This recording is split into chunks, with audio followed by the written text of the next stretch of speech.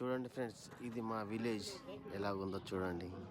ఇది విలేజ్ పేరు చాతా గ్రామం. మా గ్రామం చాతా అన్నమాట. చూడండి ఎలాగుందో మా విలేజ్. పల్లెటూరు కదా, ఇలా ఉంటుంది. పల్లెటూరు ఉన్నంత మజా సిటీలో కూడా ఉండదు.